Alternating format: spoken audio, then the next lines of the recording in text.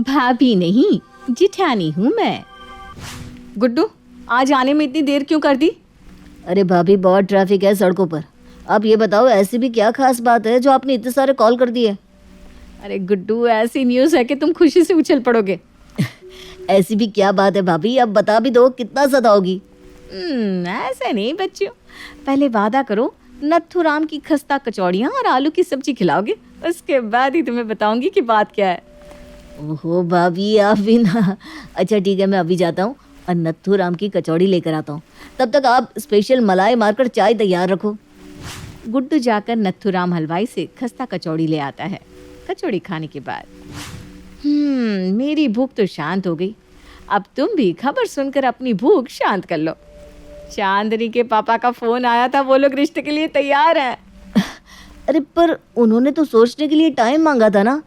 मेरे प्यारे देवर जी, उन्हें आप पसंद हो तभी तो रिश्ता पक्का हुआ है। अब तो बस आप अपने आज़ादी के दिनों की उल्टी गिनती गिनना शुरू कर दो।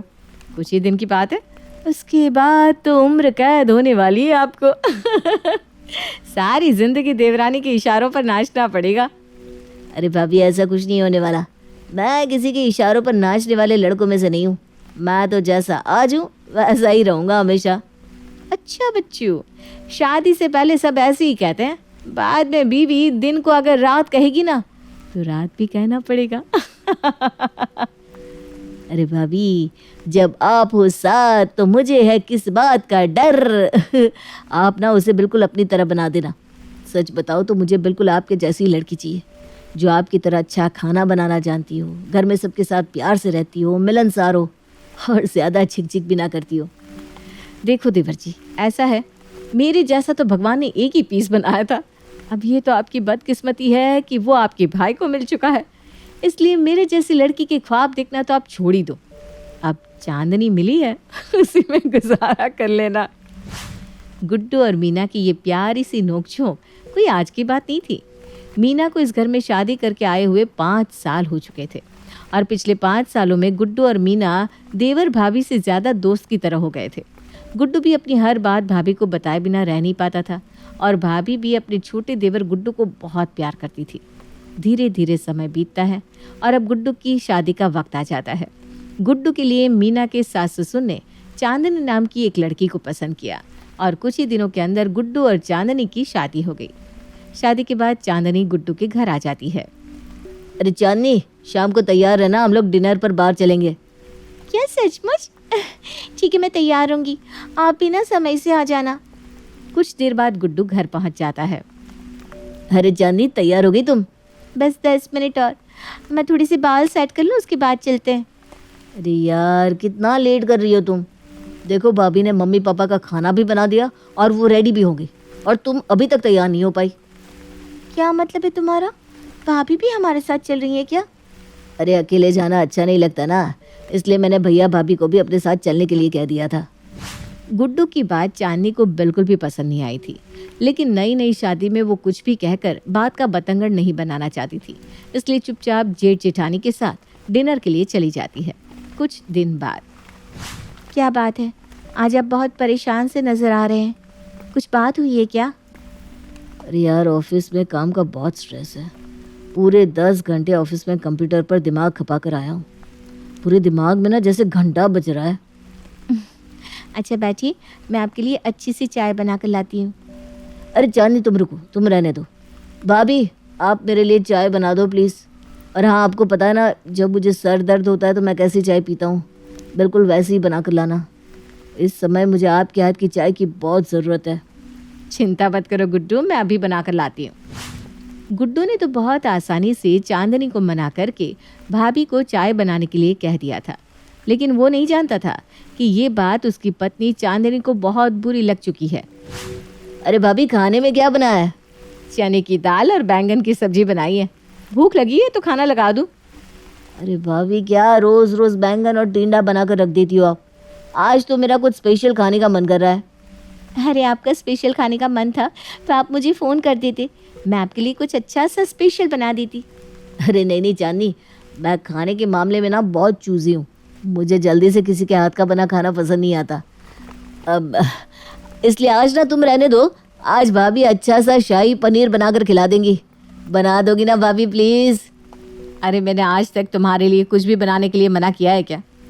ठीक है, तुम जाओ, पनीर ले आओ, मैं अभी बना देती हूँ। और हाँ, पनीर के साथ मैं अपनी वही स्पेशल कर्ड मिल्क रोटियां भी बनाऊंगी, खाओगे ना? अरे भाभी, अंधा मांगे दो आंखें, मेरे मुंह में तो सोच कर ही पानी आ गया। अपना आप ज्यादा वेट मत करवाओ, जल्दी से खाना बनाकर खिलाओ। अरे ये भाभी और गुड्डू हमेशा एक दूसरे के साथ इतने बिजी रहते कि उन्हें फ़र्क ही नहीं पड़ता कि घर में इनके अलावा और लोग भी हैं। अगर इन्हें चाय नाश्ता खाना सब भाभी के हाथ का ही खाना था तो मुझसे शादी करने की क्या ज़रूरत थी? अब धीरे धीरे ये सब मेरे बर्दाश्त से बाहर होता जा रहा है। कहीं ऐसा ना हो कि एक दिन मेरे सब्र का बांध टूट जाए और इस घर में प्रलय आ जाए। अरे माना कि गुड्डू जी की अभी शादी हुई है, लेकिन भाभी को तो सोचना चाहिए ना, वो तो एक शादीशुदा औरत है। उन्हें तो ये बात समझ में आती होगी ना कि नई शादीशुदा जिंदगी में एक दूसरे का साथ और अटेंशन कितनी ज़रूरी होती है। लेकिन फिर भी वो मेरे हिस्से का सारा अटेंशन छीन कर ले जाती हैं। ठीक है, मैं भी कुछ ऐसा प्लान करती हूँ ताकि मुझे और गुड्डू को थोड़ा टाइम अकेले में स्पेंड करने का मौका मिल जाए। शादी के बाद हम कहीं घूमने भी नहीं गए, क्यों ना हम दोनों के लिए कोई अच्छा सा ट्रिप प्लान कर लूँ? ठीक है, आज गुड्डी जी घर आएंगे तो मैं उनके साथ डिस्कस करके टिकट बुक करवा लेती हूँ।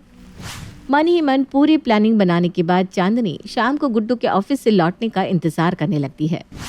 गुड्डू जी, आपको तो अपनी वाइफ की कोई चिंता ही नहीं है, आप तो मुझ पर बिल्कुल ध्यान ही नहीं देते।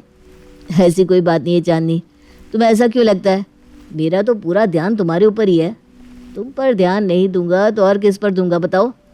रहने दो, ये सब कहने की बातें हैं। मुझे अच्छे से दिखाई दे रहा है कि आपका ध्यान कहाँ और किस पर है। अरे कहना क्या चाह रही हो, साफ साफ बोलो। ऑफिस से थक कर आने के बाद ना तुम्हारी ये पहेलियां बुझाने की ताकत मेरे अंदर नहीं बचती। ये नहीं कि पति थक कर आया है तो उसके लिए कुछ और ना सही गर्मा गर्म चाय ही बना दो। अच्छा तुम रहने दो, मैं भाभी से कहकर चाय बनवा लेता हूँ। भाभी भाभी भाभी, हर समय भाभी नजर आती है आपको। अरे मुझे क्या चाय बनानी भी नहीं आती? एक कप चाय पीने के लिए भी आप भाभी के ऊपर डिपेंडेंट हो। मैं आपकी पत्नी हूँ, आपको चाय पिलाने का अधिकार तो मेरे पास होना चाहिए ना। अरे भाई, इतनी नाराज क्यों हो रही हो? तुम्हें चाय बनाने का मन है तो जाओ तुम बना लो।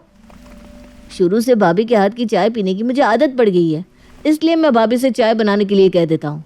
बाकी ऐसी कोई बात नहीं है। जाने दो ये सब, मैंने आपके लिए कुछ प्लान किया है। अच्छा भाई, हम भी तो देखे हमारी श्रीमती जी ने हमारे लिए क्या प्लानिंग की है। देखो, शादी के बाद हम दोनों कहीं घूमने भी नहीं जा पाए थे, तो क्यों ना हम दोनों कहीं कुछ दिन के लिए ट्रिप पर चले। हमें एक दूसरे को समझने का मौका भी मिल जाएगा और एक दूसरे के साथ थोड़ा वक्त बिताएंगे तो हमारी अंडरस्टैंडिंग भी बेहतर हो जाएगी। आइडिया तो तुम्हारा बहुत अच्छा है। अच्छा ठीक है, मैं 1-2 दिन में बॉस से बात करके छुट्टी के लिए बोल देता हूँ, उसके बाद चलते हैं हम लोग। सच में? हम लोग सच में ट्रिप पर जा रहे हैं? मुझे तो सोचकर ही गुदगुदी सी हो रही है। इतनी बड़ी जॉइंट फैमिली को छोड़कर हम और तुम अकेले पूरा समय एक साथ, बहुत मजा आएगा ना? हाँ मज़ा तो बहुत आएगा, लेकिन ऐसे अकेले घूमने में भी भला कोई मज़ा है? ऐसा करते हैं, भैया भाभी की भी टिकट अपने साथ ही बुक करवा देते हैं। अरे वो दोनों भी ना बेचारे 5 साल से कहीं घूमने नहीं जा पाए, हमारे बहाने उन्हें भी घूमने का मौका मिल जाएगा। अरे यार भाभी भाभी भाभी, तुम्हारे भाभी प्रेम से तंग आ गई हूँ मैं। कभी ऐसा हो सकता है कि हम दोनों कोई बात कर रहे हैं और भाभी बीच में ना आए? तुम ना अब ओवर रिएक्ट कर रही हो चांदनी, ऐसी कोई बात नहीं है जैसा तुम समझ रही हो। अरे भाभी तुम्हारी जेठानी है, पिछले 5 साल से पूरे घर के लिए एक पैर पर खड़ी होकर सबकी सेवा कर रही है। अब अगर उन्हें भी 5 दिन की छुट्टी मिल जाएगी तो उसमें तुम्हें क्या एतराज़ है? और सारा खर्चा तो मैं कर रहा हूँ ना, तुम्हें तो कोई एतराज़ होना भी नहीं चाहिए। यहाँ बात खर्च की नहीं है गुड्डू जी, आप समझ नहीं रहे हो। अरे हस्बैंड वाइफ की प्राइवेसी भी तो कोई चीज़ होती है या नहीं? अरे तो भाभी कौन सा तुम्हारे कमरे में तुम्हारे साथ रहने वाली है? भैया भाभी के लिए अलग रूम बुक करेंगे और हम अपने रूम में रहेंगे। और चांदनी, भैया भाभी हमारा परिवार है, उनसे दूर भागने की नहीं, उनके साथ मिलकर रहने की आदत डालोगी तो तुम्हारे लिए ज़्यादा अच्छा होगा। अगर भाभी भी ऐसे ही सिर्फ अपने बारे में सोचती ना तो ये परिवार ऐसा ना होता जैसा आज है। उन्होंने पूरे परिवार को दिल से अपनाया और कितने सालों तक सबकी ज़रूरत पसंद नापसंद का ख्याल रखा है। अब अगर तुम आ गई हो तो तुम्हारा भी फ़र्ज़ बनता है कि तुम भी भाभी की भावनाओं और इच्छाओं का ख्याल रखो। मुझे तो भाभी से इतना प्यार मिला है कि कभी ऐसा लगा ही नहीं कि मैं उनका देवर हूँ। तुम्हारे लिए शादी की शॉपिंग करते समय सबसे ज़्यादा एक्साइटेड भाभी ही थी। महंगे से महंगे गहने, जेवर और कपड़े खरीदवाए उन्होंने तुम्हारे लिए। वो चाहती तो इन बातों का मुद्दा बनाकर घर में कलेश भी कर सकती थी, क्योंकि भाभी को तो इतना कुछ शादी में मिला ही नहीं था। लेकिन भाभी उन औरतों में से नहीं है जो घर की शांति को भंग करे। अरे वो इतनी मिलनसार और खुश मिजाज औरत है, और तुम्हें उनसे भी तकलीफ है। अब अगर तुमने अपना भाभी पुराण बंद नहीं किया ना, तो मैं अभी के अभी ये घर छोड़कर चली जाऊंगी। अरे तुम्हारा ये भाभी पुराण सुन सुनकर कान पक गए मेरे। जिस दिन से घर में आई हूँ ना, बस भाभी भाभी सुन रही हूँ। नई नई शादी में तो लोग अपनी पत्नी के दीवाने हुए घूमते हैं, और तुम्हारे ऊपर से तो भाभी का खुमार उतरने का नाम ही नहीं ले रहा। गुड्डू और चांदनी के बीच में बहस इतनी ज़्यादा बढ़ गई थी कि उनकी आवाज़ अब कमरे से बाहर जाने लगी थी। देखो चांदनी, चिल्लाओ मत। भैया भाभी का कमरा हमारे कमरे के बिल्कुल बगल में है। अगर भाभी ने तुम्हारी ये फालतू बकवास सुन ली ना, तो उन्हें बहुत दुख पहुंचेगा, और मैं नहीं चाहता कि तुम्हारी छोटी सोच के कारण हमारा घर बिखर जाए। अच्छा, मेरी सोच इतनी छोटी है तो मुझसे शादी क्यों की तुमने? तुम तो वैसे भी अपनी भाभी के साथ इतने खुश थे, मुझे शादी करके लेकर आने की ज़रूरत क्या थी? चांदनी की बातों का जवाब अब गुड्डू के पास नहीं था, इसलिए गुस्से में वो भी करवट बदलकर सो जाता है। अगले दिन सुबह, अरे भाभी, चाय नाश्ता बन गया हो तो जल्दी से टेबल पर लगा दो, मुझे ऑफिस के लिए लेट हो रहा है। गुड्डू, बहुत कर लिया तुम्हारा चाय नाश्ता और टिफिन बनाने का काम मैंने। अब तुम्हारी बीवी आ गई है, कुछ काम अपनी पत्नी से भी कराया करो। उसे क्या सिर्फ सिंहासन पर बैठने के लिए लेकर आए थे? अरे भाभी, आपको क्या हो गया अचानक से? मैंने चाय नाश्ता ही तो मांगा है। इतने सालों से तो आप खुशी खुशी मुझे चाय नाश्ता दे रही थी, और आज इतना रूखा जवाब। देखो गुड्डू, जब तक तुम्हारी शादी नहीं हुई थी तुम्हारा काम करना मेरी मजबूरी थी, लेकिन अब मैं भी अपने पति और बच्चों पर ध्यान देना चाहती हूँ। बेहतर होगा तुम अपने कामों के लिए अपनी पत्नी से कहा करो। भाभी की बात सुनकर गुड्डू को बहुत बुरा लगता है। ये साड़ी मैं रात को आपके लिए लाया था, आप रख लेना, मैं ऑफिस जा रहा हूँ। साड़ी सूट आप पत्नी के लिए लाया करो, मुझे तोहफे देने के लिए मेरे पति हैं यहाँ। भाभी, चांदनी के लिए साड़ी लेने गया था तो आपके लिए भी ले आया। माफ करना, अगर आपको पसंद नहीं तो आगे से नहीं लाऊंगा। शाम के समय, भाभी, पिछले हफ्ते मैंने अपना ब्लैक वाला सूट आयरन करने के लिए आपको दिया था। कपड़े आयरन से आ गए या नहीं? कल मेरी एक बहुत इंपॉर्टेंट मीटिंग है जहाँ मुझे सूट पहन कर ही जाना है। एक बार की कही हुई बात तुम्हें समझ में नहीं आती क्या? तुम तो एक नंबर के लापरवाह थे ही। तुम्हारी बीवी भी तुमसे 4 कदम आगे है।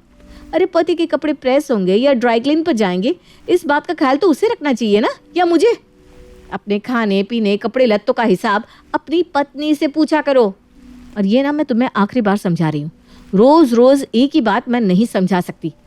फिर अपने कमरे में आकर, चांदनी, बस बहुत हो गया। मैं भाभी को मान सम्मान देता हूँ, इसका मतलब ये नहीं कि भाभी बात बात पर मेरी इंसल्ट करती रहे और मैं चुपचाप बर्दाश्त करता रहूँ। मैं भी कसम खाता हूँ, आज के बाद कभी भी भाभी से अपनी किसी भी काम के लिए नहीं कहूँगा। आज से मेरा सारा काम तुम ही करोगी। बस देख लिया मैंने, तुम ठीक ही कहती थी। भाभी भाभी होती है और पत्नी पत्नी। मेरी शादी को 2 महीने भी पूरे नहीं हुए और भाभी ने अपने रंग दिखा दिए। आप अपना मन छोटा मत करिए। अरे आपकी भाभी कोई दुनिया की अनोखी भाभी नहीं है, ये तो सदा से होता आया है। जैसे ही देवरानी आती है, बड़ी भाभियों के मन में खटास पड़ने लगती है। आज तक किसी जिठानी ने खुशी खुशी अपनी देवरानी को स्वीकार किया है जो तुम्हारी भाभी कर लेगी? मैं वही तो तुम्हें समझाना चाहती थी कि 24 घंटे भाभी भाभी करना बंद कर दो। अरे अब तुम्हारी शादी हो गई है, तुम्हें जो भी काम हो, जो भी चाहिए, मुझसे कहा करो ना। मैं अपनी गलती मानता हूँ। आज के बाद मैं भाभी का नाम भी अपनी जुबान से नहीं लूँगा। गुड्डू और चांदनी को भाभी के व्यवहार से बहुत दुख पहुंचा था, इसलिए उन दोनों ने जिठानी मीना से बात करना लगभग बंद कर दिया था। गुड्डू को भी अब जो भी काम रहता वो उसके लिए अपनी पत्नी चांदनी को ही आवाज़ लगाता। धीरे धीरे चांदनी और गुड्डू के रिश्ते में पड़ी फांस निकलने लगी और वो आपस में हंसी खुशी रहने लगी। एक दिन, मीना बहू, वैसे तो मेरे दोनों बेटे अपनी अपनी पत्नियों के साथ बहुत खुश हैं, घर में सुख शांति है, लेकिन न जाने क्यों घर का ये सन्नाटा मुझे खाने को आता है। एक समय था जब मेरा घर हंसी ठहाकों से गूंजता रहता था। तेरी और गुड्डू के हंसी मजाक और चुहलबाजी की आवाज़ों से इस घर में जान महसूस होती थी। पर जब से गुड्डू की शादी हुई है, मैं देख रही हूँ तो गुड्डू से कुछ कटी कटी सी रहती है। उससे कई बार झड़प भी कर चुकी, कोई बात है क्या बेटा? अगर कुछ बात हुई है तो मुझे बता। क्या बाकी सबकी तरह आप भी मुझे ही गलत समझ रही हैं माँ जी? आप जानती है ना, मैंने गुड्डू को हमेशा एक छोटे भाई और दोस्त की तरह लाड प्यार दिया है। मैं तो खुद उसके लिए चांदनी को लेकर आई थी, लेकिन मुझे नहीं पता था कि हम देवर भाभी के हंसी मजाक और मेरा उस पर हक जमाना उसकी पत्नी की आंखों में खटकने लगेगा। मैं चांदनी को दोष नहीं दे रही, शायद उसकी जगह कोई और लड़की होती तो उसको ये बात खटकनी लाजमी थी कि उसका पति उससे ज़्यादा उसकी जेठानी को महत्व दे रहा है। गुड्डू इस बात को समझने के लिए तैयार ही नहीं था, इसलिए मैंने खुद उसे इग्नोर करना शुरू कर दिया। मैंने 2-4 बात कड़वे वचन क्या बोल दिए। गुड्डू अपने आप मुझसे दूर हो गया। अगर मुझसे दूर होने से उनकी शादीशुदा ज़िंदगी अच्छी चल सकती है माँ जी, तो मुझे इस बात से कोई एतराज़ नहीं। मेरे मन में उन दोनों के लिए कोई भी कड़वाहट नहीं है। मैं आज भी गुड्डू और चांदनी से उतना ही प्यार करती हूँ जितना पहले करती थी। मेरा ये व्यवहार उनके नए शादीशुदा जीवन की अच्छी शुरुआत के लिए बहुत ज़रूरी था। दरवाजे की ओर से जेठानी और सास की बातें सुनती चांदनी की नज़र में आज जेठानी मीना का कद बहुत ऊंचा हो गया था। वो अपने कहे शब्दों के लिए उनसे माफ़ी मांगती है और फिर वो सब खुशी खुशी मिलकर रहने लगते हैं।